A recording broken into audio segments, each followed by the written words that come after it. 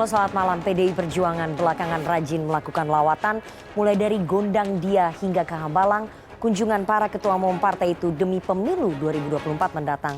Ketua umum PDI Perjuangan Megawati Soekarno Putri menitipkan pesan lewat putrinya Puan Maharani untuk menjajaki koalisi. Namun di balik pesan yang dititipkan tersisip panggung sorotan demi Puan.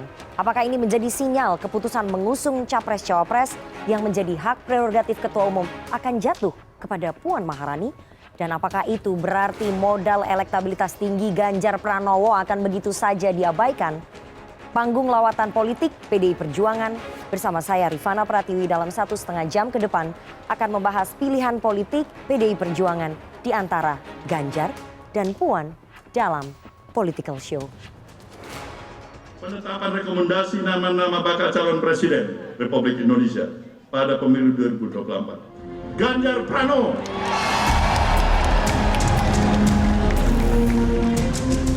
Satu lagi, pimpinan dari PDI Perjuangan Ibu Puan Maharani.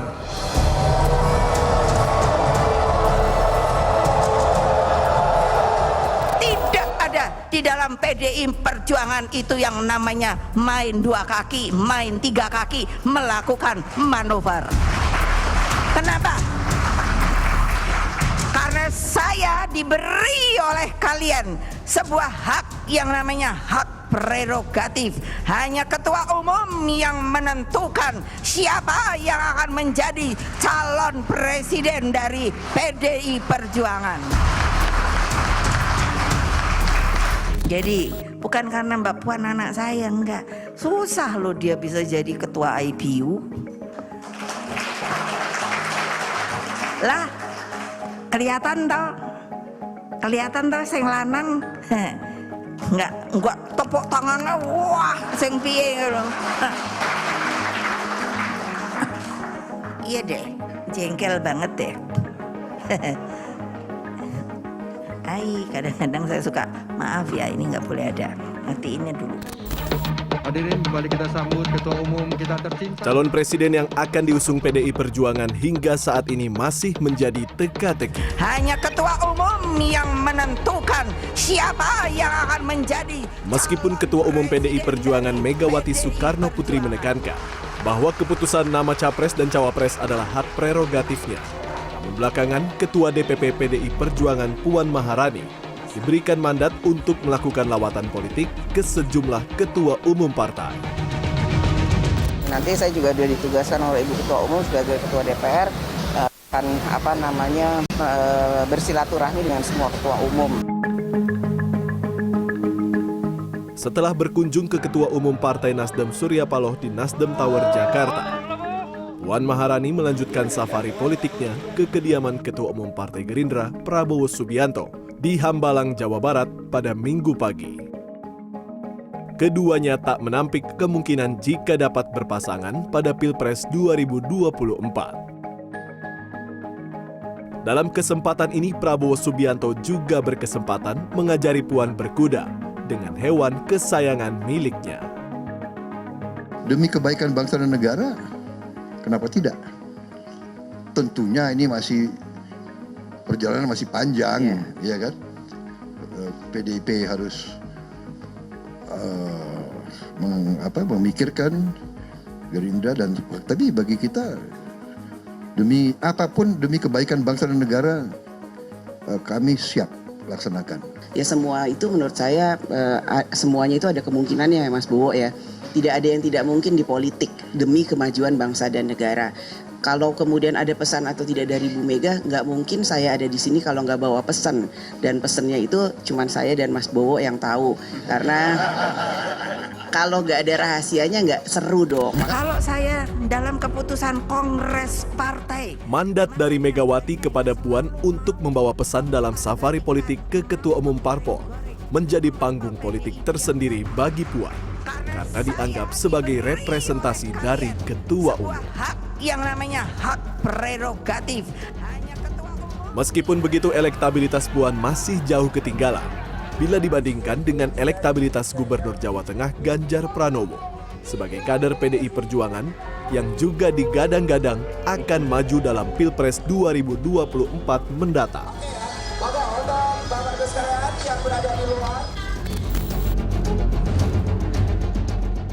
Dalam survei yang dilakukan oleh Lembaga Survei Indonesia pada 13 sampai 21 Agustus 2022 menunjukkan elektabilitas Puan tidak menggembirakan.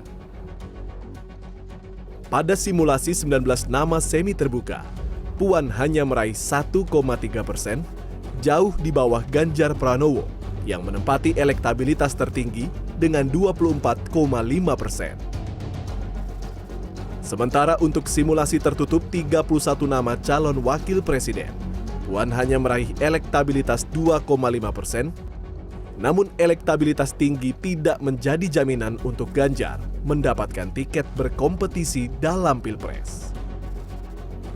Hal itu sejalan dengan pernyataan Presiden Joko Widodo pada rapat pimpinan nasional relawan pendukung Jokowi Bravo 5 di Jakarta 26 Agustus silam. Belum tentu yang elektabilitasnya tinggi itu diajukan oleh partai atau gabungan partai. Kalau mereka nggak mau gimana? Oleh sebab itu, sekali lagi, ojo.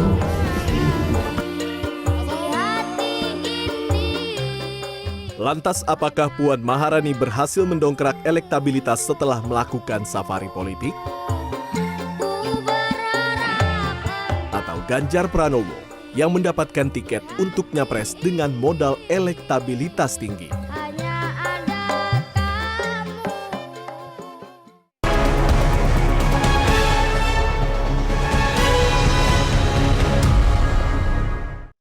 Terima kasih Anda masih menyaksikan Political Show dan kita akan masuk ke segmen Electionpedia. Kita akan menganalisis bagaimana elektabilitas seorang Puan Maharani, Ganjar Pranowo, dan PDI Perjuangan. Kita akan bahas bersama dengan Direktur Eksekutif dari Lembaga Survei Indonesia. Sudah bersama saya pada malam hari ini, Mas Jayadi Hanan. Selamat malam Mas Jayadi. Malam Mbak Rifana. Oke, kita akan langsung bahas. Ini hasil survei LSI yang paling baru. 13 sampai 21 Agustus 2022 ya Mas betul, ya. Betul. Jadi baru pertama diulas di sini nantinya ya. Dan ini ada pilihan partai DPR RI. Ini elektabilitas partai untuk pemilu 2024. Ya, kita lihat bisa dijelaskan mungkin Mas di partai-partai mana saja yang unggul begitu? Untuk nomor 1 masih belum berubah ya. Selama 2 tahun terakhir kita melakukan tracking survei masih PDIP. Elektabilitasnya itu bergerak antara 22 sampai 27. Oke. Nah ini sekarang kita mendapatkan 26,6. Kemudian 2 dan 3 itu seringkali ganti-gantian. Kadang-kadang kita mendapatkan Golkar nomor 2, Gerindra nomor 3 atau sebaliknya. Jadi untuk kali ini ketemunya itu Golkar di 11,7, diikuti oleh Gerindra 10% kalau gitu ya. Baru kemudian Demokrat di 8,7%. Dan di sini yang tertulis adalah PKB dan kemudian ada partai-partai lainnya. Ya. Oke, kita lihat slide berikutnya karena ini baru 5 yang teratas ya, jadi nggak banyak berubah ya. Belum banyak berubah. Hanya Demokrat langsung melejit begitu ya di posisi nomor 4 tadi. Demokrat tadi di posisi nomor 4. Nomor 4, ya melejit kan artinya ya. Nah ini yang berikutnya silakan Mas Jayadi. Kemudian PKS di angka 6, ini juga tidak berbeda jauh dengan PKB. Kemudian partai-partai yang berada di bawah 5%. Yaitu P3, Nasdem, ini P3 sebelum ada kisruh. Sebelum ada kisruh dualisme nih. Ya, dualisme, kita nggak tahu ya. Kemudian Nasdem baru diikuti Perindo dan PAN. Yang menarik itu Perindo sama PAN mirip posisinya. Perindo 2,3, kemudian PAN 2,0. Apakah ini kemudian, tapi kalau kita hitung dengan menggunakan margin of error, ya partai-partai kecil seperti PAN itu biasanya menengah kecil maksud saya itu cenderung berada di atas margin of error-nya. Jadi kalau misalnya 2 berarti kemungkinan realnya itu dia di angka sekitar 4 sampai 5. Oke. Ini Perindo berarti newcomer ya, dia langsung menyodok ke posisi 9 berarti ya? Iya, Perindo akhir-akhir ini memang agak berada di posisi yang antara 8, 9, kadang 7 gitu ya. Apa kita lihat apakah ini akan terus berlangsung. Tapi saya kira masuk akal karena Perindo kan sebetulnya partai lama. Iya. Cuman non parlemen gitu ya. Kemarin bedanya juga cuma 1 juta suara ya dengan P3 pada pemilu 2019. Saya ingin kembali lagi ke slide yang pertama. Mungkin bisa dilihat slide yang pertama. Pilihan partai DPR RI, saya ingin tahu kenapa PDI Perjuangan angkanya bisa setinggi ini, 26,6%. Apakah ini ada faktor elektabilitas tokoh-tokohnya yang memang cukup tinggi di puncak survei atau sistem kaderisasi atau memang bagaimana Mas? Yang paling utama itu adalah elektabilitas PDIP itu biasanya bergerak seiring dengan tingkat kepuasan masyarakat kepada Jokowi. Karena wajah utama PDIP di pemerintahan saat ini adalah Pak Jokowi ya. Kalau tingkat kepuasan kepada presiden itu naik, pada Agustus 2022 ini tingkat kepuasannya sekitar 72% kepada presiden, maka PDIP sedikit agak naik.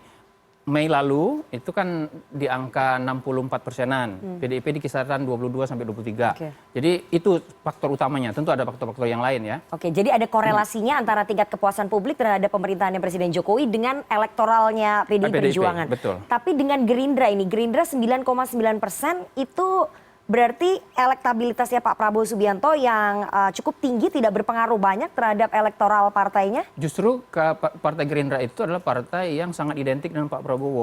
Karena Pak Prabowo itu performanya cukup baik di pemerintahan ya, dan beberapa survei mengkonfirmasi itu, maka posisi Gerindra masih antara 2 dan 3 gitu posisinya. Jadi saya kira asosiasi masyarakat dengan antara Gerindra dengan Prabowo itu masih kuat. Maka gerak kalau Prabowo tidak melakukan kesalahan itu biasanya akan berpengaruh tetap positif kepada Gerindra. Cuman memang kalau kita perhatikan suara PDIP satu-satunya partai yang memiliki suara lebih tinggi di survei dibandingkan pemilu 2019 itu hanya PDIP. Yang lain kan mirip atau lebih rendah dari pemilu 2019. Yang stabil itu PDI Perjuangan ya? Bukan, kalau PDIP cenderung di atas. Oh naik? Dia di atas. Itu antara karena dia punya figur tadi, Jokowi. Nah partai-partai lain kan memang belum bergerak secara masif sampai tingkat ke bawah ya. Karena yang menentukan elektabilitas partai itu kan selain tokohnya, juga adalah bagaimana konsolidasi partai, kemudian gerakan dari calon-calon anggota legislatifnya di setiap dapil, dan itu kan belum sekarang. Nanti kita akan, dugaan saya, kita akan melihat dinamika yang lebih tinggi dalam pergerakan suara antar partai ini, terutama yang di bawah PDIP.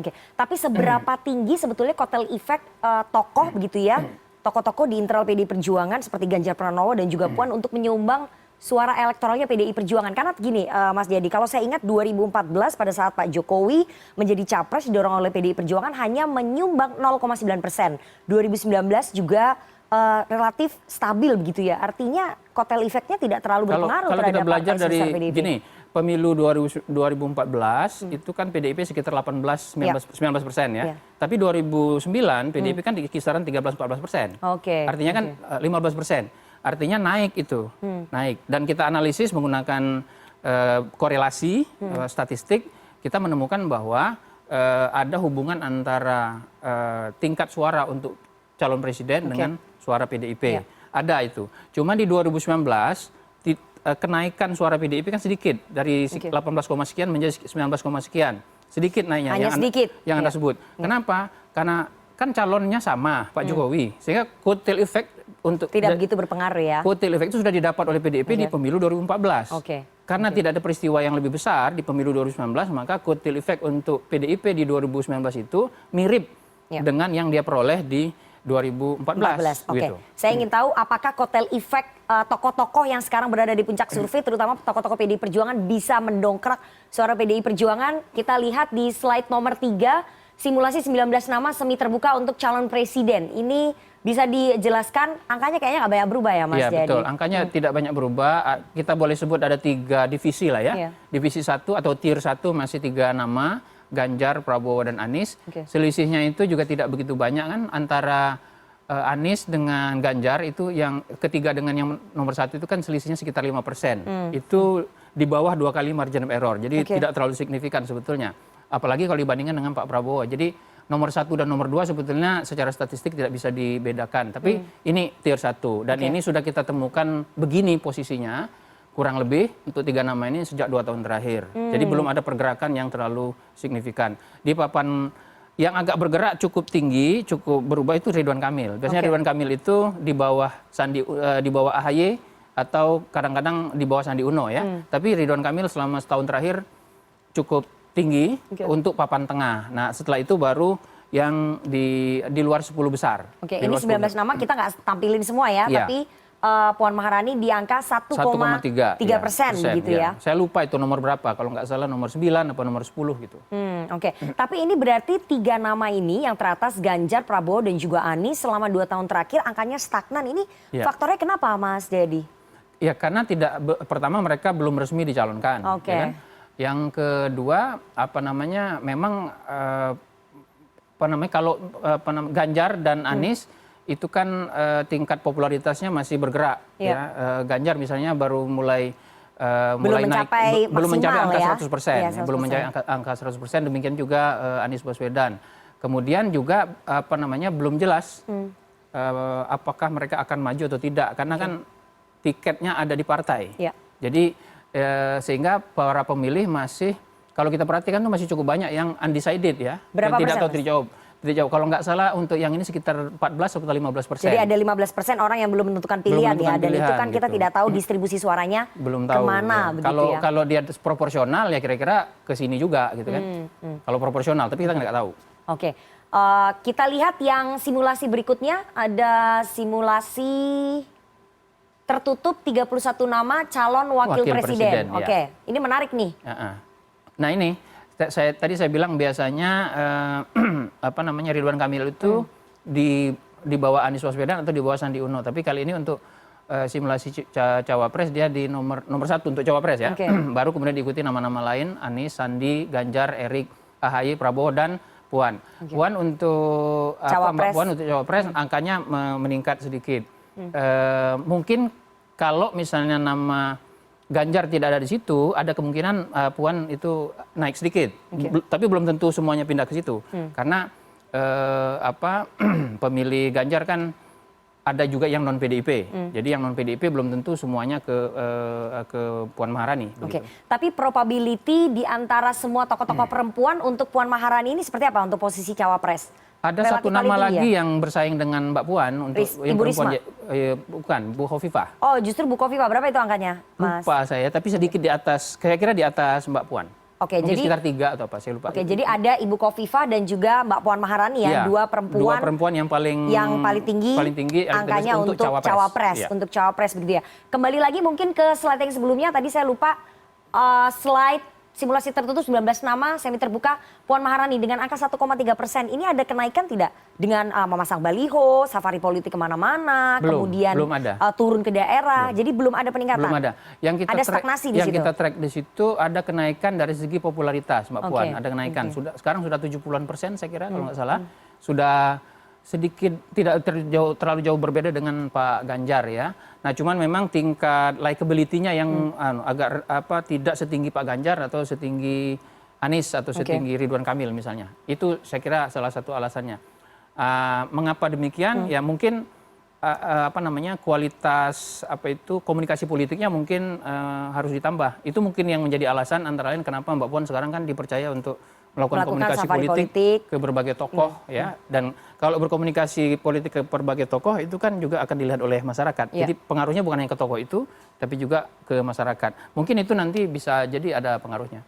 Tapi seberapa signifikan pengaruhnya? Apakah bisa mendongkrak dalam waktu yang cukup pendek ini? Karena kan waktunya udah pendek juga ya Mas ya. Oktober 2023 sudah pendaftaran untuk capres dan juga cawapres. Apakah bisa? Masih ada waktu masih ada waktu tahunan ya. Ya. Kita lihat apakah itu akan berubah dengan cukup drastis atau tidak, kita belum tahu. Oke, nanti kita akan bahas lebih dalam soal peluang. Kalau misalnya tadi secara statistik sudah kita bahas ya, tapi ini peluangnya percuma punya elektabilitas tinggi tapi tidak bisa dapat tiket, dan percuma punya tiket tapi elektabilitasnya juga tidak tinggi. Itu yang menjadi dilema mungkin di PDI Perjuangan, akan memilih siapa, Puan Maharani atau Ganjar Pranowo, dan fungsinya untuk safari politik ini sebetulnya untuk siapa? Kita akan bahas nanti dengan para narasumber usai jeda. Jangan kemana-mana, tetap bersama kami di Political Show.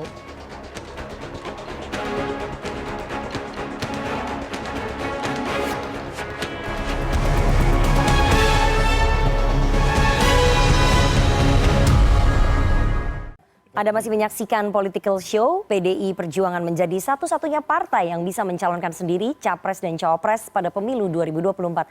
Namun PDIP enggan sendiri dan berkelana mencari teman koalisi dengan melakukan safari politik yang dipimpin langsung oleh Putri Megawati yakni Puan Maharani. Sementara itu ada kader banteng Ganjar Pranowo yang elektabilitasnya melejit namun mesti bersaing ketat dengan Puan Maharani. Kepada siapa kemudian tiket pencalonan PDI Perjuangan akan diberikan, karena PDI Perjuangan sedang berada di antara dua pilihan, Puan atau Ganjar? Nah, malam ini kita akan langsung membahasnya dengan para narasumber yang sudah hadir bersama saya di studio. Akan saya sapa. Yang pertama jauh-jauh datang dari Jember. Terima kasih loh sudah meluangkan waktu. Wasekjen PDI Perjuangan Mas Arief Wibowo. Selamat malam Mas Arief. Selamat malam Mbak Rifana. Terima kasih. Ya. Ada Direktur Eksekutif Lingkar Madani, Bung Rey Rangkuti. Selamat malam, Bang Rey. Malam. Ketum Kornas Ganjaris, wah, udah pakai kaos Ganjaris loh. Ini, aduh, ini udah dijual bebas ya?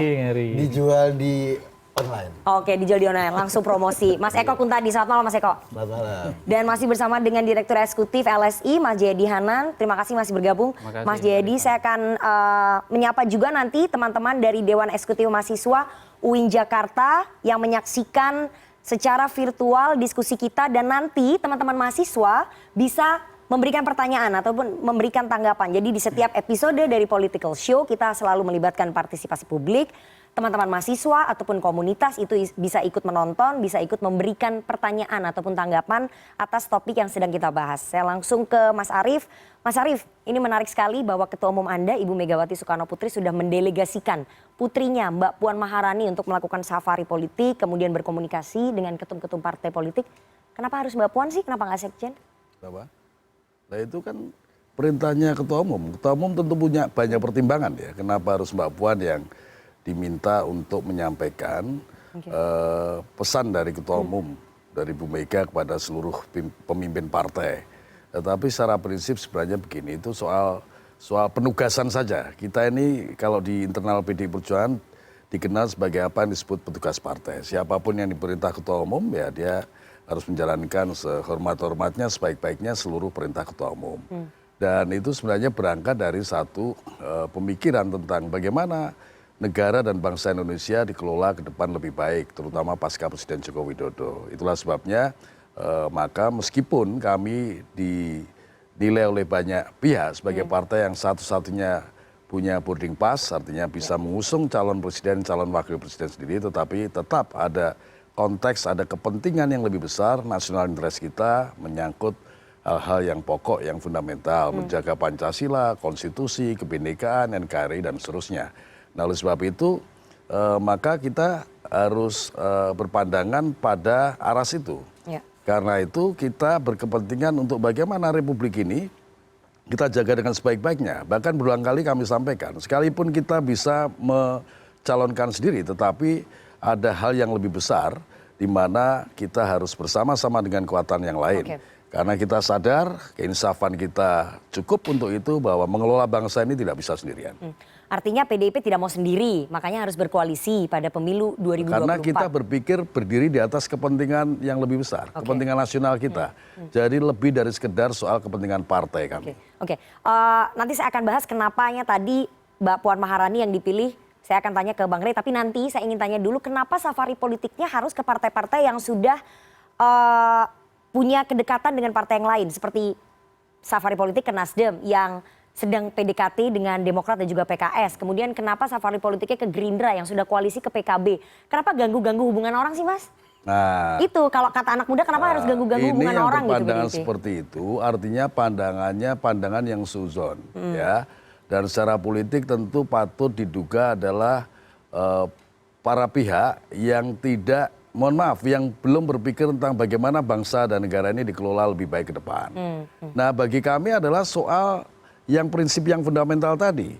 Ya bahwa kemungkinan akan ada koalisi-koalisi yang dibentuk oleh partai-partai itu bisa saja. Tetapi apakah itu menjadi koalisi yang sifatnya permanen, tentu kami juga berpikir sesuatu yang dinamis. Nah, apakah nanti safari politik PDI Perjuangan akan menghasilkan koalisi bersama PDI Perjuangan juga belum tentu juga. Dinamis juga. Tetapi begini, kita ingin membangun satu komitmen yang jauh lebih penting, lebih besar misalnya, menyangkut hal yang fundamental tadi. Apakah menguatnya kelompok konservatif fundamentalis, ya? Apakah ancaman terhadap NKRI, terhadap kebinekaan kita harus kita biarkan di masa-masa yang akan datang. Nah pada visi itulah kita ingin bangun komitmen itu. Pada visi itulah siapapun nanti yang jadi presiden, jadi wakil presiden dan seterusnya tetap pada berdiri di atas landasan negara ini didirikan. pada tanggal 17 Agustus 1945. Jadi menyangkut nasionalisme Indonesia, kebangsaan Indonesia itulah yang ingin kita kuatkan. Oke, soal kekuatan fundamentalis tadi di highlight ya. Nah, partner koalisinya yang dicari yang seperti apa? Ya, tentu yang dalam dialog itu ya, tentu yang ada dalam kesepahaman bersama PDI Perjuangan ya. Nah, siap partai-partai manakah? Tentu prosesnya masih cukup panjang ini sampai dengan bagaimana seluruh partai apakah berkoalisi ataukah secara sendirian menentukan capres-cawapresnya ke depan. Tetapi seperti yang disampaikan Mbak Puan, supaya di dalam menghadapi pemilu 2024, kita semua memiliki keinsyafan kapan kita harus bertanding, kapan kita harus bersanding, dan tidak ada masalah apapun yang timbul dari perhelatan yang terjadi pada pemilu 2024. Kekhawatiran publik kita tentang terbelahnya dua kekuatan besar di Republik ini supaya juga tidak terulang lagi. Oke, jadi artinya PDIP nggak pengen dua paslon, supaya tidak terbelah kan sebaiknya lebih dari dua paslon. Kenapa? PDIP Belum tentu, ini menyangkut keinsafan saja. Kalau keinsafan kita terhadap Republik ini kuat, bahwa Republik ini didirikan bukan sekedar untuk kepentingan sesaat, tapi kepentingan jangka panjang menjaga Indonesia kita. Saya kira kalau itu menjadi kesadaran atau keinsafan bersama, maka kita pun akan secara teguh, akan secara keras hati untuk menjaga itu semua. Oke, tapi sekjennya udah ngomong kalau bisa hanya dua paslon aja. Sekjen Anda udah ngomong dua paslon aja. Ini sama nggak atau pendapat pribadinya aja? Pandangan sekjen itu pandangan yang tentu memiliki rasionalitas argumentasi tertentu. Tetapi sekali lagi keputusan tentang capres-cawapres, bahkan keputusan tentang koalisi strategis adalah menjadi prerogatif Ketua Umum Partai, Ibu Megawati Soekarno Putri. Oke, saya mau langsung ke Bang Rey. Bang Rey, itu tadi Mbak Puan itu sebagai petugas partai. Jadi apapun yang diperintahkan oleh Ketua Umum PDI Perjuangan ya sebagai petugas partai harus bisa menjalankan. Tapi di antara semua petugas partai yang disuruh untuk melakukan safari politik, melakukan komunikasi politik itu putrinya. Anda melihat ada upaya untuk mendongkrak sosoknya Puan Maharani ataupun menyorongkan sosoknya Puan Maharani ke publik atau ke kontestasi atau gimana sih Bang Rey? Ya nggak ada penjelasan yang lain kecuali itu menurut saya. Oke. Apa penjelasannya yang lain? Jadi sinyalnya makin terang? Makin terang. Oke, dan nanti saya mau mengapa tanya harus silaturahmi ke semua tokoh-tokoh partai politik? Ya salah satu yang penting itu kan silaturahmi itu mau tidak mau menimbulkan efek pemberitaan kan.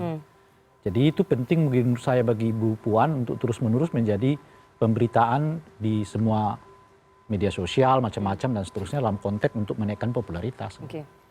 Yang kedua juga untuk mencitrakan bahwa beliau ini bisa diterima oleh semua orang. Jadi partai Nasdem yang kemarin kemudian dengan Prabowo, dengan ini, dengan itu, mungkin juga dengan apa namanya PKS macam-macam akan disilaturahmi oleh Ibu Puan dalam kerangka untuk menunjukkan bahwa beliau bisa diterima oleh semua kelompok yang selama ini seolah-olah ya bahkan bisa berseberangan secara emosional ya bukan secara politik. Misalnya Ibu Mega dengan Pak Surya Paloh kan dianggap nggak akrab kan. Ibu Mega dengan Pak SBY gitu kan nggak diakrab. Tapi dengan masuknya Ibu Puan ketemu dengan Pak Surya Paloh itu yang saya sebutkan tadi untuk meruntuhkan semua bangunan image yang dilayangkan ke PDI Perjuangan bahwa seolah-olah masalah pribadi menjadi masalah partai. Nah dimunculkanlah tokoh Ibu Puan yang bisa berdialog dengan semua orang gitu. Dan image itu penting untuk menjaga itu tadi bahwa Ibu Puan ini kan pada tingkat tertentu misalnya diasosiasikan sebagai orang yang terlalu kuat soal apa yang kita sebut NKRI-nya gitu. Nah sementara pada tingkat tertentu ya PDI dan mungkin juga Ibu Puan membutuhkan suara kelompok yang berada di barisan yang setengah kanan meskipun tidak terlalu kanan sekali gitu. Dalam rangka itulah kemudian dibangun image-image ini bahwa beliau bisa diterima semua kalangan macam-macam dan seterusnya gitu.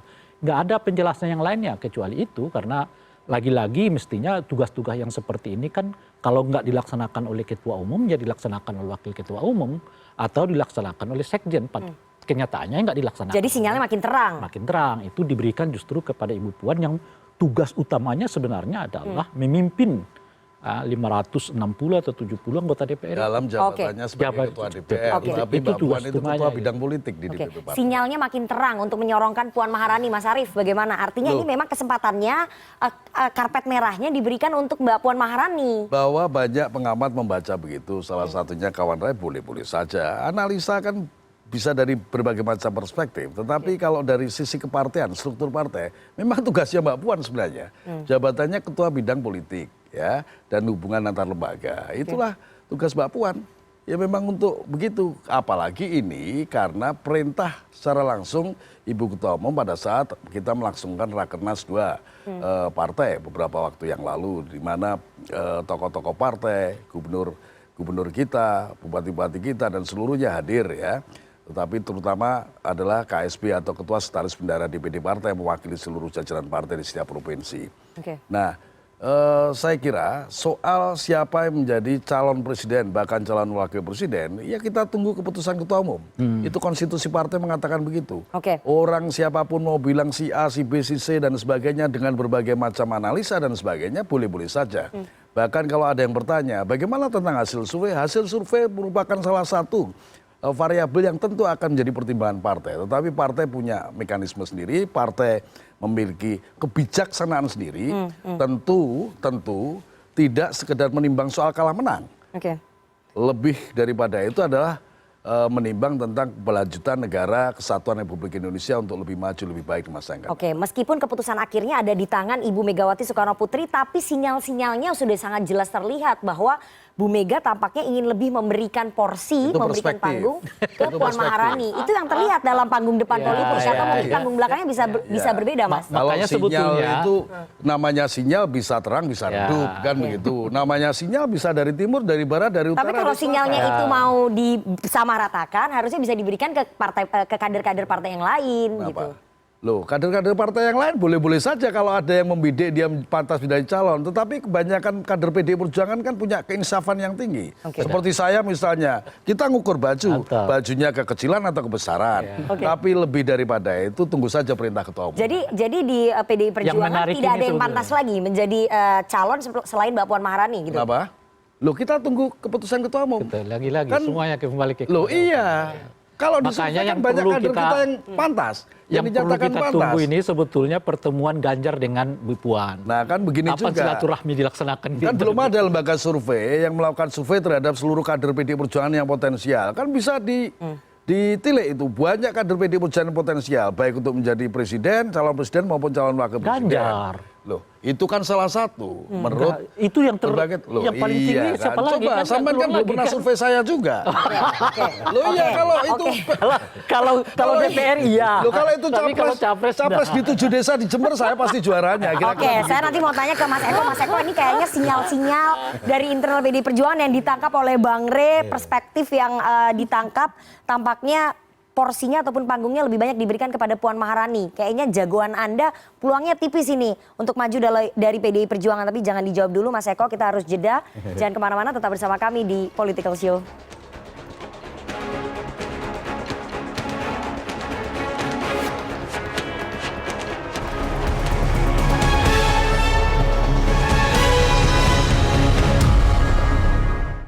Tentu yang elektabilitasnya tinggi itu diajukan oleh partai atau gabungan partai.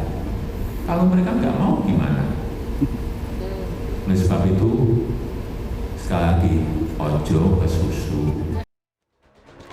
Anda masih menyaksikan Political Show. Mas Eko, belum tentu yang elektabilitasnya tinggi itu partai politik mau. Sama kayaknya sinyal-sinyalnya Mas Arief tadi, elektabilitas memang diperhitungkan, tapi itu bukan utama yang akan diambil keputusan oleh PDI Perjuangan. Ini gimana nih? Dalam mekanisme pencalonan, iya, bahwa partai yang akan menentukan siapa calon. Tetapi setelah itu yang paling penting juga elektabilitas. Jadi ada dua rejim. Ada rejim yang formalitas pencalonan, ada rejim elektabilitas. Itu wilayah kita. Orang yang tidak berpartai, orang yang tidak terlibat dalam hiruk-pikuk partai politik, makanya saya bangun relawan. Itu wilayah kita bagaimana memperkenalkan. Sebenarnya saya pertama senang juga teman-teman dari PDIP ini wakil di sini Pak Arief, karena rambutnya putih sama Pak Ganjar sama gitu loh. Bisa aja loh nyama-nyamain loh. Jadi dulu sama-sama di Komisi 2, bener ya? Karena rambutnya putih. Ini menandakan ada sinyal-sinyal yang baik buat saya gitu loh. Oh, hati-hati disemprit nanti loh. Jadi tapi satu hal yang ingin saya sampaikan. Itu apa tuh maksudnya rezim tiket sama rezim elektabilitas? Ya, kalau punya elektabilitas yang akan tinggi, mencalonkan kan partai itu tiketnya. Tapi ujung-ujung dari semua ini kan pertarungan suara rakyat.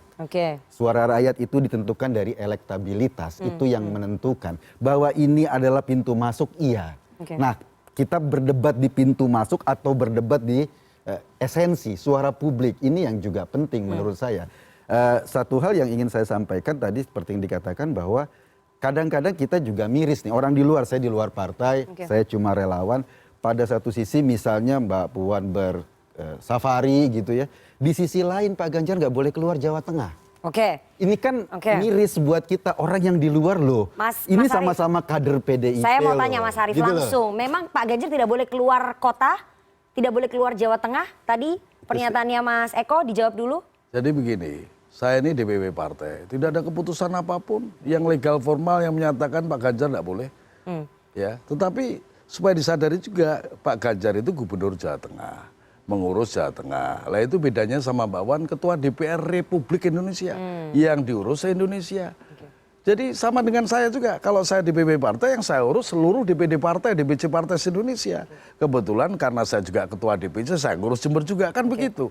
Mas Eko, maka soal jabatan, fungsi, tugas, tanggung jawab dan peran itu soal penting. Jadi menurut saya jangan terlalu lebih, jangan dibesar-besarkan ya. Kalau rakyat begini, kalau rakyat cinta kepada si A si B, mau disuruh apapun, cinta itu tidak akan pernah berubah. Tidak tapi akan berlain hati. berarti tidak ada pemberitahuan ataupun pelarangan terhadap kepala daerah untuk keluar daerahnya begitu ya? Yang dikeluarkan oleh DPP partai. Loh enggak, ya kan kepala daerah harus tertib Pak. Iya kan, supaya ngurus rakyatnya serius, apalagi masa-masa yang dihadapi sekarang juga semakin banyak. Kalau nanti nggak selesai yang kena dampak juga partai juga. Mereka taunya diusung PDI Perjuangan, dimenangkan juga oleh PDI Perjuangan. Kepala daerah harus tertib, harusnya ngurus daerahnya aja, ngapain keluar kota Mas Eko? Tapi kan ada Sabtu, ada Minggu, artinya kan kepala daerah yang lain ya. Ketika kepala daerah memang fokus ke daerahnya, nggak harus ke tempat-tempat lain. Tapi kan ada wilayah, ketika itu disampaikan, nggak boleh keluar, persepsi yang ditangkap oleh publik apa? Siapa yang menyampaikan? Ini itu ada beritanya jelas kok di saya kira di media itu. Itu cara membaca yang kurang begitu tepat menurut saya. Gimana menjelaskannya Mas? Memang ada, kita baca itu. Gimana menjelaskannya? Saya ini pengurus partai. Iya makanya gimana gitu penjelasannya Mas? Nah, penjelasan apa? Penjelasan soal setiap kepala daerah harus tertib mengurus daerahnya. Kan itu saja. Emang di setiap daerah nggak ada masalah, ya. Kalau ada masalah-masalah nggak mungkin dong kepala daerah nggak bertanggung jawab, apalagi dari PDI Perjuangan. Begitu. Sebenarnya pesannya begitu. Kalau kemudian ditafsir berlebihan, lah ini yang susah. Makanya saya bilang ke teman-teman, kalau Ray Rangkuti melakukan analisa, jangan marah. Boleh saja dia menganalisa dari berbagai macam sudut pandang. Dengarkan yang baik, mungkin banyak hal yang positif kita bisa pakai. Tetapi kalau ada yang menyinggung kita, ya kita anu saja. Lapang dada saja. Tapi kenapa sih sebetulnya kepala daerah, kenapa sih Pak Ganjar harus keluar kota? Kepentingannya apa keluar kota? Justru tadinya kita nggak berpikir begitu. Tapi karena keseringan keluar kota? Bukan, ketika ada statement itu kita jadi berpikir, loh kenapa? Tadinya nggak ada masalah. Dan memang fokus di Jawa Tengah fokus. Tapi ketika ada statement itu keluar di publik, kita ini orang yang tidak berpartai, yang masyarakat yang coba katakanlah mengikuti berkah demokrasi, bergerak berdasarkan kerelawanan, berpikir ada apa? Anda merasa ada diskriminasi nggak sih? Rasanya begitu. Oke. Rasanya ada diskriminasi, Mas Arief, kalau menurut relawannya Mas Ganjar. Dan saya mau tanya, menurut DPP fokus nggak sih beliau ini kerja? Semua diperintah untuk fokus kok. Tanpa terkecuali siapapun. Jadi jangan melihat hanya Ganjar, Koster yang gubernur Bali juga diperintah fokus. Tetapi kalau mengukur perasaan itu susah Pak. Seperti dalamnya cinta itu susah. Nggak bisa, nggak pernah ada sekarang survei tentang perasaan itu. Apalagi survei tentang cinta mana ada. Jadi saya kira nggak usah dilebar-lebarkan. Tapi larangan itu keluar karena mungkin melihat kepala daerahnya nggak fokus. Atau pemberitahuan itu keluar karena melihat kepala daerahnya tidak fokus. Jadi ada perintah A, lantas dikembang-kembangkan dengan satu logika tertentu. Sehingga muncullah sanksi itu. Jangan-jangan larangan itu, jangan-jangan ada sanksi, jangan-jangan ada yang lainnya. Nah saya kira tidak begitu cara menafsirkannya. Ya sudahlah, bekerja semua pihak termasuk anggota DPR, mereka yang pengurus partai bekerja sehebat-hebatnya, sekeras-kerasnya untuk menguatkan partai. Maka selalu saya ulang-ulang bahwa perintah partai saat ini adalah menguatkan partai kita dan bekerja sehebat-hebatnya untuk kepentingan rakyat. Oke, Mas Jayadi, saya ingin tanya, ini tadi perdebatannya antara Mas Eko dengan Mas Arief soal merasa ada diskriminasi. Tapi kalau kita lihat memang di elektabilitasnya hasil surveinya LSI ada gap elektoral yang sangat tinggi antara Puan Maharani dengan Ganjar. Apakah kemudian Anda melihat bahwa keluarnya larangan tadi, dikoreksi sama Mas Arief, keluarnya pemberitahuan kepala daerah tidak boleh keluar kota atau harus izin ataupun harus memberitahu DPP itu sebagai upaya untuk menahan elektoral tokoh yang melejit, elektoralnya Ganjar yang melejit? Ya kalau menahan kan nggak bisa karena kan elektabilitas itu kan terkait dengan popularitas, terkait dengan tingkat kesukaan. Dan di era media sosial ini kan orang tidak harus pergi kemana-mana, cukup dalam kamar dia bisa dikenal di mana-mana kan gitu. Apalagi ini ahlinya kan sosial media. Nah, gitu. Jadi apa namanya? Kecuali kalau era dulu era pamflet ya, era harus cetak apa namanya? Ya nggak bisa. Tapi kalau sekarang saya kira itu tidak menjadi faktor yang terlalu harus dipersoalkan menurut saya. Justru mungkin timnya Mas Ganjaris itu Mas Eko itu jauh bisa lebih inovatif tuh. Ya, makin kenceng tuh media sosialnya meskipun jangan sampai dikesankan jadi gubernur media sosial kan gitu kan. Jadi itu salah satu hal yang menurut saya penting. Nah, kembali ke soal tadi ya, saya kira saya melihat memang ada upaya dari DPP PDI Perjuangan untuk menegaskan bahwa salah satu wajah PDI Perjuangan itu adalah Mbak Puan. Nah, itu kan. Saya kira itu wajar saja kan. Wajah partai itu kan ada di parlemen. Misalnya wajahnya Mas Arief. Wajah partai itu ada juga di eksekutif. Dalam hal ini misalnya Jokowi yang utama. Kalau PDI ya, wajah partai bisa juga di masyarakat dan di antara elit partai. Nah, itu kalau di PDI itu wajahnya sekarang paling tidak ada 3. Siapa aja? Bu Mega, Pak Jokowi, dan sekarang muncul Bu Puan. Oke, jadi yang Ganjar ini nggak ada wajahnya ya? Tidak karena dia masih ruang sebagai gubernur. Posisinya kan tidak resmi mewakili DPP partai kan, dia posisinya memperoleh penugasan sebagai gubernur. Jadi menurut saya selain yang disampaikan oleh Bang Rey tadi, bahwa Mbak Mega melakukan safari politik kemana-mana itu untuk menegaskan bahwa dia adalah salah satu wajah dari PDI Perjuangan, dan bahwa kalau ada orang menafsirkan sebagai salah satu wajah utama PDI Perjuangan, kan Bu Mega sudah ketua umum, Pak Jokowi sudah presiden. Ini adalah wajah baru berikutnya yang mungkin saja menjadi salah satu calon presiden, yang bisa jadi calon presiden atau calon wakil presiden. Nah, yang menarik adalah PDI penegasan itu kan bisa kedua arah, ke internal PDI Perjuangan. Internal itu ada 2, fungsionaris dan para pemilih PDI Perjuangan, ya kan?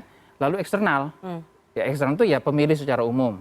Nah, saya kira salah satu prioritasnya di situ antara lain adalah menegaskan juga kepada internal PDI Perjuangan, termasuk para pemilih PDI Perjuangan, bahwa ada Mbak Puan loh, gitu kan?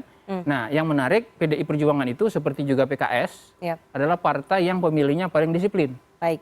Kalau yang ikut garis partai, pemilihnya ya, terutama yang ada di basis-basis seperti Jawa Tengah, Bali, Sumatera Utara, Sulawesi Utara dan sebagainya itu. Jadi bisa saja itu mengkhawatirkan pihak Ganjar. Ya kan? Dari sudut itu. Kan ini tafsir kan Mas? Boleh kan Mas? Itu bisa, pengamat boleh tafsirannya apa aja. Itu bisa mengkhawatirkan pihak Ganjar. Jangan-jangan nanti dengan penegasan itu, kan Ganjar masih sangat PDIP suaranya itu. Sangat Jawa Tengah. Plus beberapa daerah di luar Jawa Tengah seperti Bali, Sulawesi Utara itu kan suara Ganjar. Pokoknya di mana Pak Jokowi cukup kuat, PDI kuat, itu biasanya Ganjar cukup kuat. Nah, tapi kalau ada wajah baru, bukan wajah baru sebenarnya, penegasan saja, kan Mbak Puan bukan wajah baru, dari dulu begitu. Itu bisa aja menarik sebagian dari Ganjaris, bukan Mas Eko tentu saja, dalam persaingan atau kompetisi internal untuk memperebutkan capres atau cawapres itu. Setelah ini saya akan kembali lagi ke Bang Rey soal tadi apa yang disampaikan oleh Mas J, dan apakah ada terlihat diskriminasi perlakuan terhadap sosoknya Ganjar dan juga Puan. Apakah faktor kekeluargaan ini sangat kental dalam menentukan posisi capres dan juga cawapres dalam PDI Perjuangan? Jangan dijawab dulu Bang Rey, kita harus jeda. Jangan kemana-mana, tetap bersama kami di Political Show.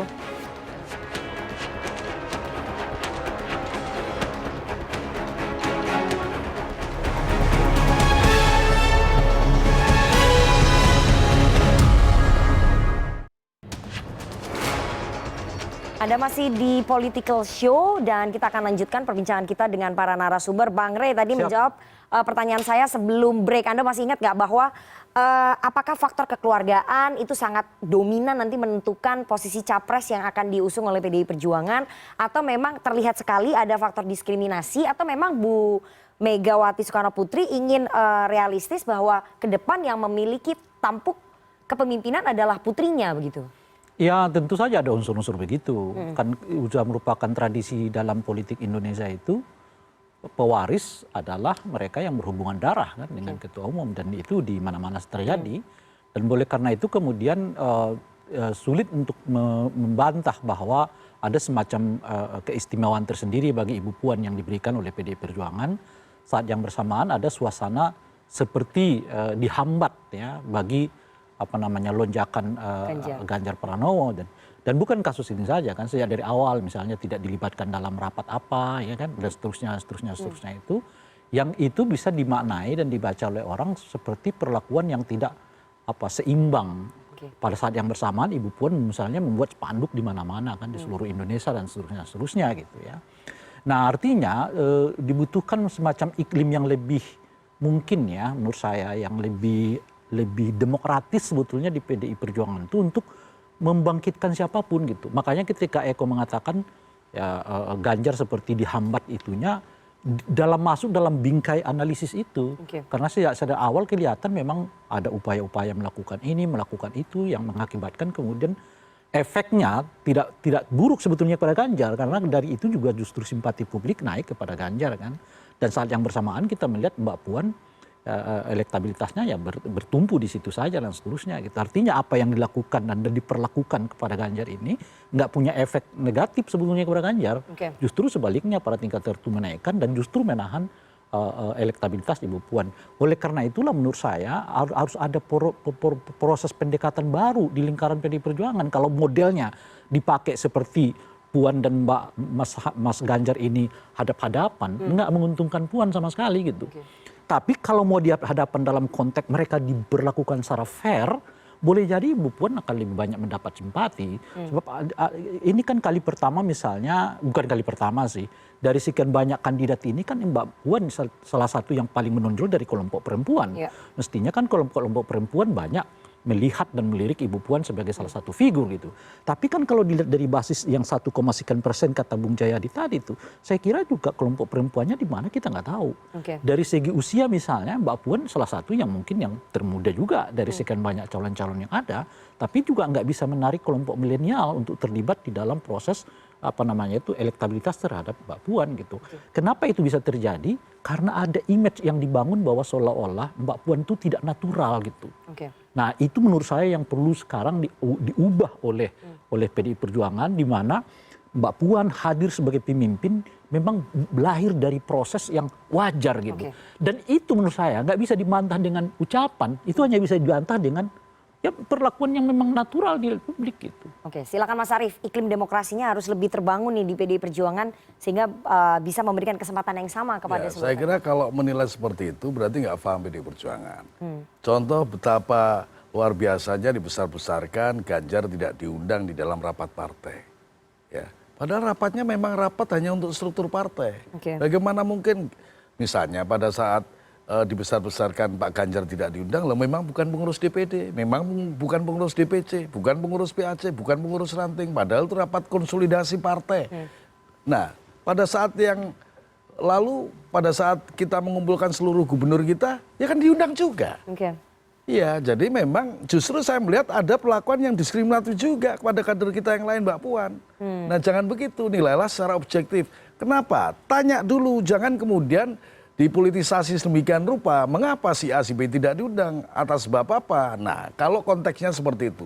Nah, padahal setiap partai ini kan juga punya mekanisme sendiri, punya aturan sendiri. Jadi tidak boleh digeneralisir bahwa itu sebagai masalah, apalagi dianggap ada politik diskriminasi. Saya kira tidak, sama sekali tidak. Bahwa banyak orang juga tidak pernah menilai atau misalnya mengglorifikasi track record Mbak Puan. Beliau pernah jadi menteri PMK, Menteri Koordinator, pernah menjadi anggota DPR, pernah sekarang menjadi ketua DPR. Reputasinya seperti apa? Nah, caranya harusnya begitu. Kalau kita mau nakter dan objektif. Bagi kami, itu adalah sesuatu yang kita nilai bahwa setiap kader punya kesempatan yang sama. Tetapi sekali lagi, nanti pasti akan ada kebijaksanaan dari ketua umum partai. Ya. Dan ketua umum partai saya kira Bu Mega adalah ketua umum partai, pemimpin yang cukup sangat lama, makan asam garamnya dunia politikan Indonesia, dan beliau akan memberikan sesuatu kebijakan sekaligus kebijaksanaan yang saya kira akan maslahat dan manfaat untuk rakyat Indonesia. Jadi saya kira hindari soal prejudice, suudon politik dan sebagainya. Kalau mau main politikan ya silakan saja ya. Partai tidak pernah bisa menghalangi ada aspirasi rakyat, ada kehendak dari rakyat, ada gerakan politik tertentu, tentu tidak. Tapi kita ingin menjaga hal yang paling pokok fundamental bagi Indonesia kita. Itu saja. Mas Arief, tapi saya ingin tanya, DPP merasa ataupun pengurus DPP ataupun petinggi Partai Demokrasi Indonesia Perjuangan, apakah merasa ataupun menilai bahwa Ganjar ini memang berambisi ingin jadi capres? Ya, saya kira silakan saja menilai. Kalau dari internal DPP gimana, Mas? Kalau internal DPP kan rahasia dapur kita, Pak. Iya, kalau saya harus menilai si A, si B, enggak. Kita lihatlah dari keputusannya nanti, kebijakannya.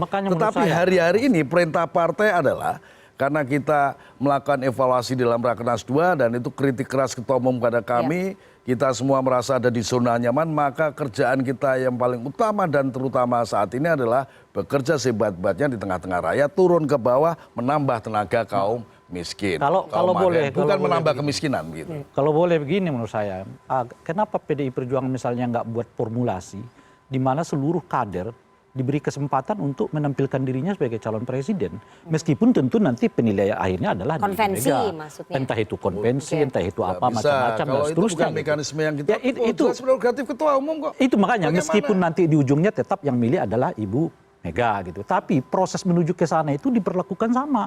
Oke, siapa? Oke, ini siapa? Oke gitu. Sehingga orang tidak membuat semacam penilaian. Entah penilaian itu benar atau tidak, itu yang saya sebut, Anda nggak bisa bantah ini dengan kalimat. Anda hanya bisa bantah ini dengan satu situasi di mana persepsi publik mengatakan seluruh kader PDI Perjuangan itu sudah diberi kesempatan yang sama kok. Bahwa kemudian Ibu Puan lebih menonjol, ya memang dia mendapat ini. Maksudnya gitu. prosesnya adalah membela rakyat, bekerja untuk rakyat, itu saja. Nanti akan dinilai. Mas Eko, kalau misalnya tadi dari penjelasannya Mas Arief begitu ya, bahwa singkirkan prejudice, singkirkan prasangka. Tapi Anda sebagai relawan merasa bahwa memang ada politisasi, ada upaya-upaya untuk menahan agar jagoan Anda, agar Mas Ganjar ini elektabilitasnya tidak terus naik begitu? Kalau kita kan lihatnya dari luar ya, dari luar, dari berita, dari media, dari statement, itu yang kita tangkap. Dan kita tidak terlibat dalam proses politik di kepartaian dengan cara berpikir kepartaian, kita adanya di luar. Kita relawan yang memang bergerak, kita ngelihatnya apa yang ada di media. Oh kok kenapa kayak gini, kenapa kayak gini, sehingga kita berpikir, kan Pak Ganjar kan kader PDI juga. Gitu loh, bahwa dukungan orang pada Pak Ganjar semestinya dipandang sebagai dukungan orang pada PDI. Gitu loh. Kalau mau dikonversi kayak gitu, dukungan kan di kader PDI. Sehingga ketika ada dalam perspektif tadi mungkin dari luar, kok kayak dibeda-bedakan, ini menurut saya bisa kurang sehat bagi pandangan masyarakat ke partai. Kalau seandainya perspektif itu tidak ada, atau statement-statement yang terus dalam beberapa hal memojokkan Ganjar yang dilakukan oleh orang-orang internal, orang-orang PDI sendiri, kan itu sering kan dilakukan. Ini kan kita jadi aneh. Ini apa? Kenapa? Tapi Anda melihat berarti peluangnya sangat tipis bahwa Pak Ganjar maju dari PDI Perjuangan. Saya percaya bahwa PDI sebagai partai rasional. Nah, itu aja, saya percaya itu. Pengambilan keputusannya pasti rasional. Saya percaya. Tapi kalau misalnya nanti tidak dicalonkan oleh PDI Perjuangan, Anda sebagai relawan akan mendorong dia maju dari partai lain? Saya sebagai relawan sih berharap Pak Ganjar dicalonkan entah oleh partai apapun. Saya mendorong dia sebagai calon presiden. Soal partainya itu urusan Mas Arief dan kawan-kawan. Tiketnya di sana, saya urusan suara. Jadi yang penting relawan maunya beliau tetap maju begitu ya? Dengan atau tanpa PDIP? Sebagai relawan ya begitu dong. Dengan atau tanpa PDIP berarti, Mas Eko? Sebentar. Ya, saya bukan orang partai. Jadi urusan partai itu urusan orang-orang partai. Enggak, Saya urusan itu justru menurut saya Bung Eko tugas paling pentingnya itu di situ. Gimana Pak Ganjar ini lolos dulu di partai. Untuk apa elektabilitas setinggi langit kalau partai nggak ada yang ngusung? Maksud saya gini, soal tiket dari PDI atau apa itu urusan mekanisme orang-orang partai. Karena kita nggak punya kekuatan menekan partai. Partai punya mekanisme sendiri.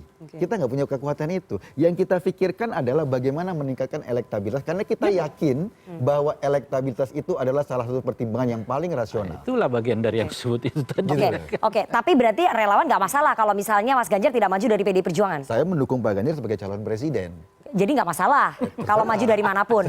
Oke, Mas Arief, kalau misalnya nanti Mas Ganjar akhirnya tidak diusung oleh PDI Perjuangan, kemudian diusung oleh partai lain, PDIP siap nggak sih melepas Mas Ganjar? Ya kita tidak sedang mendiskusikan misalnya, bukan imajinasi dan halusinasi. Tapi kan sudah ada hitung-hitungannya pasti. Nah kalau hitung-hitungan kan baru prediksi. Ya saya berdiri di sini sebagai salah satu pengurus partai. Sudah ada antisipasi atas salah satu pengurus itu partai, enggak? maka yang saya bicarakan adalah kebijakan partai. Jadi tidak sedang berandai-andai, bermisal-misal, berhalusinasi. Sesuatu yang tidak jelas tentu tidak bisa saya katakan. Tapi kita menyadari semua bahwa keputusan partai, garis partai itulah yang kita ikuti. Mau hitam, mau putih, mau merah, mau buruk. Itulah garis partai dan kita semua akan bekerja untuk memastikan garis partai berjalan di lapangan. Dan Anda sebagai pengurus partai, sebagai wasekjen partai meyakini siapapun termasuk Ganjar Pranowo dan juga Puan Maharani akan mengikuti garis partai itu ya? Seluruhnya akan mengikuti garis partai. Suka atau tidak suka dengan keputusannya? Kalau itu 100% bandeng dan bukan celeng. Oke, itu tadi poinnya udah nih. Kalau itu 100% bandeng bukan celeng begitu ya. Suka atau tidak suka dengan keputusan akan mengikuti garis partai. Kenapa simbol kita bandeng? Karena bandeng itu barisan. Kalau barisan itu pasti setia sampai akhir tegak lurus, itu barisan. Itu kalau barisan setia sampai akhir tegak lurus. Apakah dengan begitu misalnya kalau Ganjar mencalonkan diri dari partai ini bermisal-misal. Ini menganggap ini berandai-andai. Apakah nanti misalnya saya tidak sedang mengomentari yang berandai-andai bermisal-misal. Bukan mengandai. Apakah kalau ada kader PDI Perjuangan yang dicalonkan oleh partai lain, maka kebijakan PDI Perjuangan itu akan mengeluarkan yang bersangkutan sebagai anggota PDI Perjuangan? Kenapa? Ini kebijakan loh. Apakah ada kebijakan PDI Perjuangan kalau ada kader mereka dicalonkan oleh partai politik yang lain untuk capres, maka kader itu akan dikeluarkan dari PDI Perjuangan? Saya kasih tahu, kalau bandeng rampak barisan, tegak lurus. Kalau pertanyaan begitu, apakah yang dicalonkan itu bertentangan garis partai atau tidak? Kan itu saja. Lah garis partai, sampean kan nggak ngerti partai saya. Nanti saya jelaskan di kemudian hari. Jadi repot kalau LSM mimpin sedikit orang, kita ini ngurusi jutaan orang. Kan begitu. Saya ingin tanya ke Mas Jayadi, apa yang terjadi kalau misalnya PDI Perjuangan mencalonkan Puan Maharani, dan apa yang terjadi kalau PDI Perjuangan memilih melepaskan Ganjar Pranowo diusung oleh partai lain? Mas Jayadi jangan dijawab terlebih dahulu, kita harus jeda. Jangan kemana-mana, tetap bersama kami di Political Show.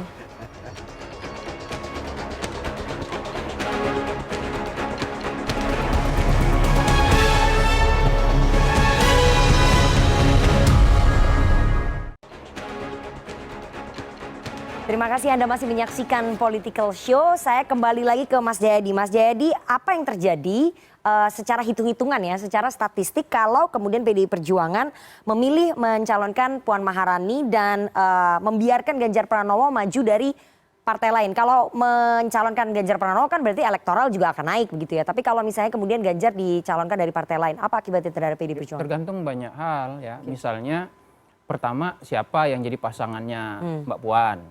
Satu. Yang kedua, apakah Mbak Puan jadi capres apa jadi cawapres?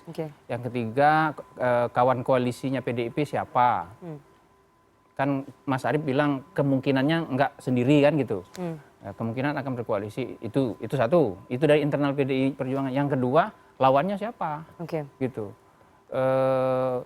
Misalnya sekarang kan kalau menurut elektabilitas itu kan ada 3 gitu. Kalau misalnya salah satu di antara 3 itu dicalonkan oleh partai lain, misalnya Ganjar, maka lalu ada Prabowo, lalu kalau pertimbangannya menang misalnya, maka mau tidak mau harus dicari lawan yang seimbang kan dengan itu. Gitu. Jadi masih banyak hal yang harus dihitung juga, karena ini kan bukan cuman jadi koalisi Pilpres itu kan ada 2 unsurnya. Satu, partai-partai yang bergabung siapa aja. Yang kedua, capres cawapresnya siapa, dan yang ketiga lawannya siapa. Nah, jadi ada variabel-variabel itu yang harus dihitung. Minimal menurut saya ada 4 variabel yang berpengaruh terhadap koalisi Pilpres itu. 1, ambang batas pencalonan presiden, udah tahu kita, itu udah pasti. Kecuali kalau ada perubahan lagi ya, nggak tahu. Kayaknya enggak ya Mas ya. Nah, itu udah pasti. Nah, yang belum pasti 3 faktor atau 3 variabel. 1 adalah elektabilitas. Elektabilitas itu bisa berkurang ketidakpastiannya kalau ada calon yang top banget, dominan. Sekarang nggak ada. Sekarang semua rata-rata ya. Rata-rata. Walaupun Pak Ganjar sering nomor 1 atau kadang Pak Prabowo nomor 1, tapi kan selisih antara 3 orang itu 2-3%, 1%. Nggak ada yang dominan. Itu tidak mengurangi ketidakpastian. Itu. Kemudian faktor yang, jadi itu faktor elektabilitas. Faktor yang ketiga adalah interaksi antar partai. Nanti ketemunya partai itu sama siapa sih? Kalau nanti PDIP ternyata bergabung dengan Pak Prabowo, kan itu bisa mengubah tuh peta. Atau misalnya nggak jadi sama Pak Prabowo, dengan siapa? Misalnya dengan Nasdem, kan sudah bersilaturahmi kan? Itu juga bisa mengubah peta. Nah itu belum pasti sekarang. Karena partai-partai itu pada dasarnya tidak punya halangan untuk berkomunikasi dengan siapapun, betul kan, Mas Arief? Nggak bisa. Jadi kita nggak bisa, pokoknya partai ini pasti dengan ini, partai ini pasti dengan itu, nggak bisa kan sekarang? Bisa kemana aja. Itu faktor kedua yang belum pasti. Yang ketiga yang juga belum pasti, terutama di PDIP, adalah apa maunya partai. Maunya partai itu biasanya ditentukan oleh siapa pengambil keputusan utama partai, gitu. Saya nggak tahu ya, dugaan saya kalau kita tanya, apakah Mas Arief tahu keputusan Bu Mega? Kan belum tahu. Karena mungkin saja Bu Mega belum mengambil keputusan, ngambil keputusannya nanti, misalnya menjelang 7 September atau apa tuh pendaftaran? 7 Oktober. Bulan Oktober. September rasanya. Pendaftaran Oktober, mundur. Mundur dah. Ya, misalnya itu kan. Jadi faktor-faktor itu ya akan menentukan. Karena itu menurut saya, itu salah satu alasan mengapa Mbak Puan sekarang lebih gencar muncul. Baik melakukan komunikasi politik ke semua jajaran elit partai atau elit secara umum, maupun, dan itu nanti akan berpengaruh kepada komunikasi ke bawah. Baik ke internal PDI Perjuangan maupun ke vertikal ke bawah ke masyarakat secara umum. Tapi seberapa signifikan sebetulnya faktor capres untuk PDI Perjuangan ini secara elektoral, Mas Jayadi? Kalau belajar dari 2009 ke 2014, 2014 ke 2019 itu signifikan. Ya, analisis saya menunjukkan bahwa kutil efek diperoleh oleh PDIP paling banyak dari tahun 2009 ke 2014 itu sekitar 45%. Tapi dari 2014 ke 2019 itu tidak terlalu banyak, hanya meningkat sedikit karena calonnya sama. Situasi pertarungan sama. Maka kutil efeknya tidak terlalu banyak, tapi tetap ada. Ya, jadi, untuk yang nanti, kalau misalnya dengan orang-orang baru, ini kan lapangan bersih nih, orang-orang baru semua. Penting. Untuk saat ini, menurut analisis secara korelasi ya, itu sekarang itu PDIP banyak ditopang kekuatan suaranya itu oleh performa Pak Jokowi sebagai kader utama yang memegang jabatan. Nah, sekarang karena Pak Jokowi nanti nggak nyalon lagi, maka siapakah yang akan tampil sebagai wajah yang betul-betul dianggap PDIP? Ya, kalau dia dianggap setengah-setengah PDIP, itu oleh masyarakat yang memilih PDIP mungkin itu punya pengaruh yang tidak terlalu positif. Oke. Mas Arief bagaimana? Ada kekhawatiran tidak sih di internal DPP PDI Perjuangan, terutama pemenangan pemilu ya, kalau misalnya nanti keputusannya salah memilih calon presiden yang akan disorongkan di 2024? Keputusan benar atau salah diuji nanti setelah dipraktekkan. Jadi kita tidak sedang membicarakan setan yang tidak tampak, sesuatu yang nampak. Maka kami memahami begini, bahwa tokoh itu penting. Tapi jangan nafikan organisasi. Kalau organisasi dianggap tidak penting, bubarkan saja semua organisasi. Itulah sebabnya kita semua yang jumlahnya ratusan ribu pengurus partai ini bekerja mati-matian di lapangan. Supaya juga nanti bisa menopang tokoh yang akan kita putuskan. Nggak ada gunanya ada presiden yang hebat elektabilitasnya tinggi ketika pemerintah tidak mendapatkan dukungan yang signifikan di parlemen misalnya. Buat apa? Rakyat juga yang susah. Begitu. Maka partai juga menimbang satu variabel dan memang kita yang disebut organisasi itu kita diminta untuk menguatkan organisasi. Bekerja untuk membela rakyat. Itulah yang kita lakukan sekarang. Kita percayakan konstitusi partai mengatakan bahwa calon presiden, calon wakil presiden, calon menteri, calon wakil menteri diputuskan oleh ketua umum partai. Itu mandat Kongres. Oke. Kenapa? Karena beliau adalah tokoh yang bijaksana, yang paham seluk-beluk tentang kepolitikan kita, yang memiliki kearifan yang kita percaya sebagai mandat dari seluruh kader partai kita, pengurus partai dalam Kongres partai. Oke. Itulah mekanisme yang ditempuh oleh PDI Perjuangan. Oke, singkat saja Bang Rey, silakan ditanggapi. Singkat saja, waktu kita tidak banyak. Yang mana ini? Ya, yang tadi bahwa semua mekanismenya itu diserahkan kepada Ketua Umum PDI Ya, dan Perjuangan. demokrasi kita kan demokrasi terpimpin di internal partai. Demokrasinya terpimpin di internal PDI Perjuangan. Ya itu yang saya sebutkan tadi. Kalau kemudian muncul persepsi orang bahwa ada perlakuan yang tidak adil bagi sebagian kader, itu juga nggak bisa disalahkan. Kenapa? Karena demokrasi terpimpin. Kan bukan demokrasi yang deliberatif kan. Sehingga orang melihat karena terpimpinnya ya semuanya tergantung kepada Ibu Mega. Bahkan apa yang akan terjadi besok, jajaran kepengurusan di PDI Perjuangan nggak tahu. Karena lagi-lagi tergantung Ibu Mega. Tergantung siapa menjadi presiden. PDI Perjuangan nggak tahu. Ditanya Pak Arief nggak akan tahu. Tapi itu semua partai hampir semuanya melakukan itu. Ketua Umum Partai Nasdem, Ketua Umum Partai Gerindra. Setidaknya yang saya sebutkan tadi, buatlah semacam proses di mana kita Kalau yang melihat. tanya sampean, masa saya harus jawab? Buatlah satu proses di mana setiap orang merasa bahwa apa yang dilakukan oleh PDI Perjuangan ini punya sesuatu yang melibatkan partisipasi publik. Itu penting. Jadi misalnya pernyataan Pak Arief tadi, kalau Anda yang tanya, masa saya jawab, itu artinya mau mengatakan Bukan, nggak kalau sampean yang tanya di desa-desa saya jawab kok. nggak perlu dong saya jawab. Loh, kan ini bagian yang kita sebut dengan partisipasi publik itu. Oke, baik. Itu. Oke. Terakhir Mas Eko, Anda tadi masih yakin bahwa PDI Perjuangan akan realistis, tapi kalau misalnya Mas Ganjar tidak maju dari PDI Perjuangan, tidak dapat tiket, suaranya relawan mau kemana nih? Suara relawan Ganjar? Iya. Ya ke Ganjar. Meskipun tidak akan maju. Gimana ini pertanyaannya gimana? Suara relawan Ganjar. Jadi nggak akan dialihkan ya? Nggak dialihkan. Oke, tidak dialihkan. Nama relawannya Biasanya kan Ganjaris. relawan kalau misalnya calonnya nggak dapat tiket kemudian dialihkan. Oh enggak, kita nih Ganjaris. Masa kita harus ganti nama? Jadi maksudnya nggak akan ikut memilih?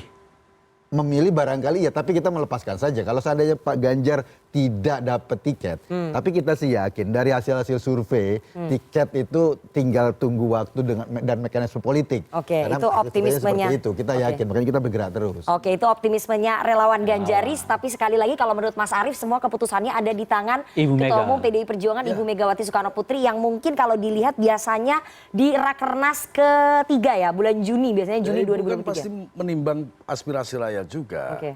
Iya kan. Termasuk survei itu aspirasi rakyat ya? Kenapa dulu memutuskan Pak Jokowi sebagai calon presiden Iya. kan juga menimbang aspirasi rakyat. Ya, jadi Ya, semua betul, aspek akan ditimbang Bukan selain. aspirasinya Rarang Kuti, rakyat.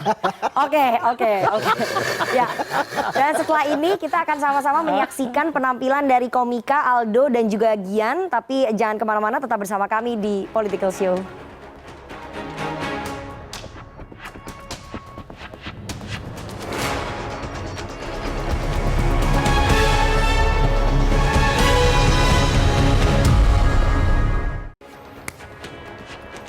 Assalamualaikum warahmatullahi wabarakatuh. Waalaikumsalam. Wis. Selamat malam Bapak-Bapak ya. Selamat malam Bapak-Bapak. Sebelumnya kita kenalan dulu kali Bang ya. Betul. Salam kenal, saya Gian Logi Pak. Nama saya Muhammad Ronaldo, kita berdua dari komisi.co. Betul. Kita dari komisi dan ini adalah episode ketiga kita tampil di sini. Betul. Dan kalau tadi kita melihat bahwa perbincangannya panas sekali, berat sekali. Topiknya juga berat banget Bang. Betul. Kita akan mulai dengan yang ringan-ringan saja Pak. Iya benar sekali. Kita tebak-tebakan aja. Nah tebak-tebakan. Tebak-tebakan boleh. Tebak-tebakan boleh ya. aman. Tebak-tebakan aman harusnya. Tebak-tebakan dari gue ya Do ya. Boleh silakan Bang. Sambal apa yang mematikan? Ah, aman kan? Sambal aman. Tidak ada yang bahaya dari Nggak ada. sambal Pak. Kasih Bang tebakan sambal. Sambal Bang. yang mematikan adalah sambolado. La ilaha illallah. Jangan itu Bang. Sambal ada bener, sambal ada diselamatin. Selamatin Pak, terima kasih banyak Pak menyelamatkan saya Pak. Sambal ada. Memang ada temanku kalau ngomong sambal bisa. Aman hari ini aman. Masih aman hari ini, masih aman. Lagian Dok, sebenarnya ya kita kasih tahu nih Pak ya. Sebenarnya di episode 3 ini bukan kita yang tampil. Awalnya bukan kita. Iya, jadi minggu kelima, Hamin 5 kita ditelepon. Gian Aldo episode ketiga nggak tampil. Waktu itu dibilangnya begitu Pak. Dalam hati kita tuh kayak seneng gitu loh Pak. Karena nggak berbahaya Pak. Karena akhirnya kita bisa bercengkrama dengan keluarga. sama orang tua Pak. Kita nggak perlu berdiri di sini Pak. Betul. Merasakan deg-degan dan kaki Pak, dingin. tampil di sini Pak. Waduh, apalagi 2 minggu lalu ada Pak Daniel. Waduh, deg-degan kita ya. Deg-degan banget Pak. Masalahnya Pak, Hamin 2. Ditelepon lagi sama Mbak Rifana. Lebih tepatnya Hamin 1. Hamin 1 Malam-malam ditelepon sama Mbak Rifana. Gian, Aldo jadi Kalian bisa nggak kosong nggak? Kita jawab gas. Buat CNN apa sih yang enggak? CNN adalah kehidupan kita. CNN itu jiwa kita, Pak. Jiwa kita. Tapi permasalahannya, Pak, kita nggak nanya tema. Nah, itu Pak. salah kita, Pak. Salah kita, Kita Pak. telepon balik. Mbak Rifana, temanya apa? Awalnya bukan tema ini. Temanya adalah PDIP di antara Mbak Puan dan Pak Ganjar. Ya Allah, PDIP, Mbak Puan, Pak Ganjar. Pantesan komik sebelumnya nolak, Pak. Bahaya materinya, Pak. Kita aja Pak kalau tahu materinya itu dari H-5. Mas Gian, tanggal 7 kosong nggak? Kosong. Temanya apa? PDIP di antara Mbak Puan dan Pak Ganjar. Maaf, tanggal 7 saya cacar monyet.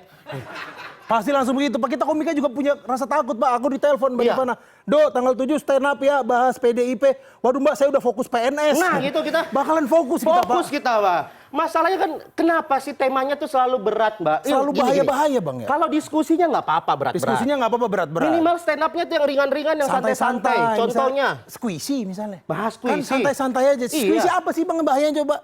Misalnya temanya di antara apa persamaan Squishy dan PDIP? Lah jangan, sama aja kalau gitu Bang. Enggak, maksudnya kan mungkin ada persamaannya. Atau cari yang lebih trendy. Oh, mungkin kalau trending yang santai adalah kenapa sih nggak bahas tentang pesulap merah? Nah, pesulap merah. Iya kan Pak, ya tahu kan Bapak? Bapak tahu. Sama-sama merah. Sama-sama merah kok, Pak. Sama-sama merah Tenang. juga gitu. Kalau kita ngebahas pesulap merah, paling yang marah dukun, Pak. Iya. Kalau kita bahas yang merah yang ini, kita bisa digeruduk banteng, Pak. Nah, makanya itu, Pak. Nggak ada teman saya namanya Enteng dipanggil Mbak Enteng. Oh iya, Jadi aman, Pak. suka- Aman. suka nyeruduk. Aman. Yang ada di pikiran kita semua, Pak. ya. Betul. Tapi kita profesional. Profesional kita. Ketika dikasih tema itu, akhirnya kita mencoba menganalisis. Dan kita pengen menyarankan malam hari ini di antara Mbak Puan atau Pak Ganjar siapa yang dipilih oleh PDIP. Kita sarankan, ini kita kasih saran untuk PDIP, Pak. Dan saran kami di antara Mbak Puan dan Pak Ganjar yang harus dipilih oleh PDIP adalah Mbak Puan. Loh, tadi kan kompak dong. Yang belakang, yang analisis di belakang. Ya udah.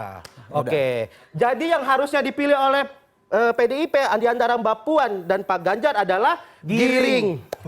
Giring aman kan Pak Kita ya? ngasih saran kan bebas, Pak. Demokrasi boleh Kita dong Pak, demokrasi. demokrasi. Kita ngasih saran aja gitu, Pak. Lagian kan Mas Giring kan bilang mimpi adalah kunci. Betul. Walaupun mohon maaf Mas Giring, nggak semuanya kunci itu asli. Benar. Dan juga mungkin Bang Giring juga mengajarkan kita kalau ada beberapa mimpi yang lebih baik dikunci saja. Bisa dikasih tahu ke orang-orang gitu. Betul. Walaupun kalau kita melihat ya, kalau kita juga punya data tentang Kita punya data. Kita coba semalam ini kita sempat mencari-cari Pak kira-kira apa. Ternyata kita menemukan sebuah artikel. Ini dia bagus nih. Menemukan sebuah artikel penelitian yang bilang kalau misalnya ini dari seorang pengamat politik Pak bernama Adi Prayitno. Dia bilang begini. Dia bilang kalau Pak Ganjar dan Bu Puan itu punya kelebihannya masing-masing. Betul. Untuk dapat tiket Avenger bukan. Bukan. Presiden. Tiket presiden dong. Presiden. Katanya Pak Ganjar. Ganjar itu kelebihannya adalah dia punya elektabilitas yang bagus di masyarakat. Betul. Dan Bu Puan itu katanya kelebihannya Matiin adalah mic. Enggak, bukan. Enggak, pasti gue pengen belain Mbak Puan di sini. Gue pengen belain, maksudnya kalau orang-orang yang protes Mbak Puan kenapa matiin mic, gue belain.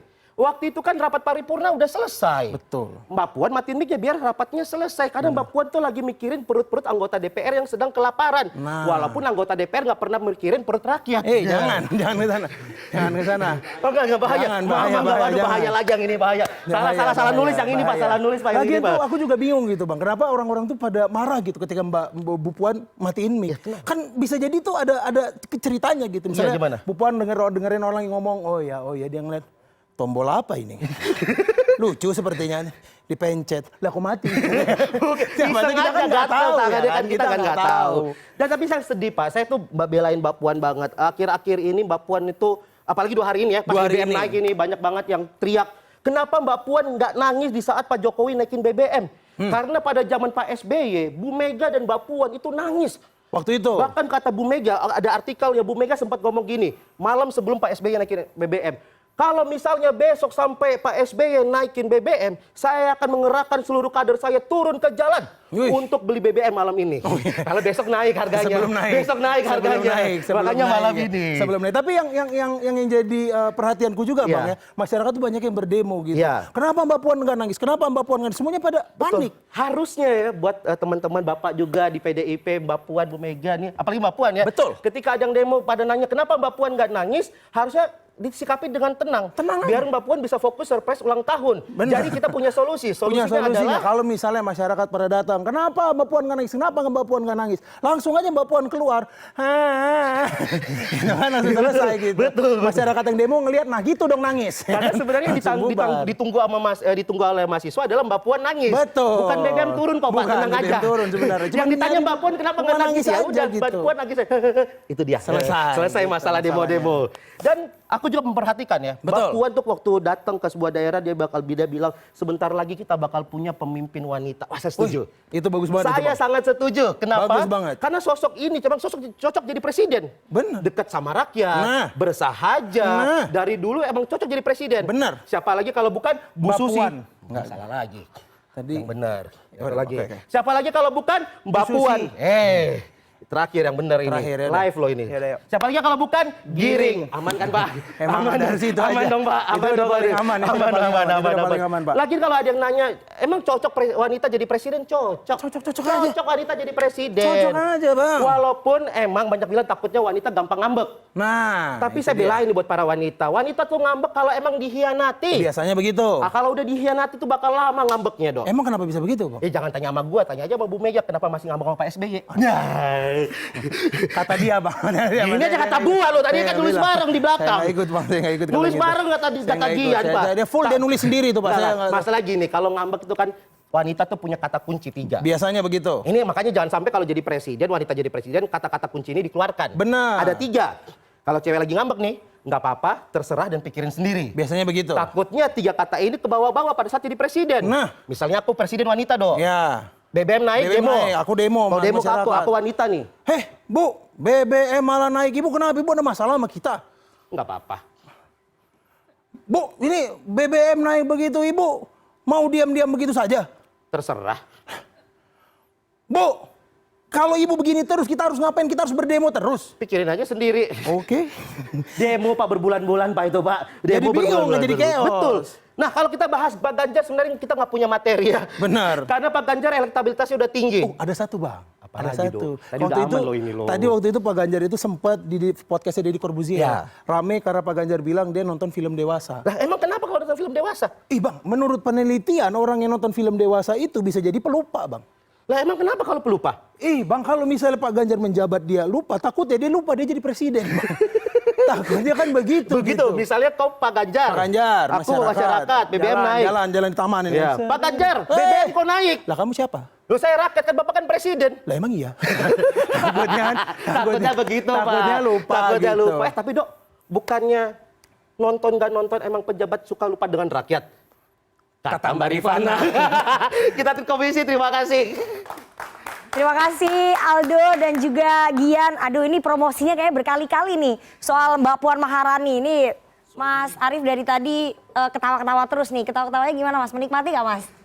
Menikmati ini suara-suara anak muda. Pemilih terbesar, pemilih milenial yang jumlahnya 60% dalam survei BPS. Jadi yang tadi gak boleh baper karena sekali lagi itu adalah kritikan-kritikan dan juga celetukan-celetukan dari anak-anak muda yang sekarang ini lagi melek politik. Sekaligus saya ingin menutup diskusi kita pada malam hari ini. Terima kasih sekali para narasumber yang sudah hadir. Wasekjen PDI Perjuangan Mas Arief Wibowo, terima kasih sudah datang jauh-jauh dari Jember loh ini. Terus habis itu ada Direktur Lingkar Madani Bung Ray Rangkuti. Ketua Ketum Kornas Ganjaris tuh. Saya belum familiar nih Mas Eko Kuntadi dan yang terakhir Direktur Eksekutif LSI Mas Jayadi Hanan. Terima kasih sekali semuanya Bapak-bapak dan demikian Political Show untuk malam hari ini. Saya Rifana Pratiwi. Sampai jumpa pada episode berikutnya.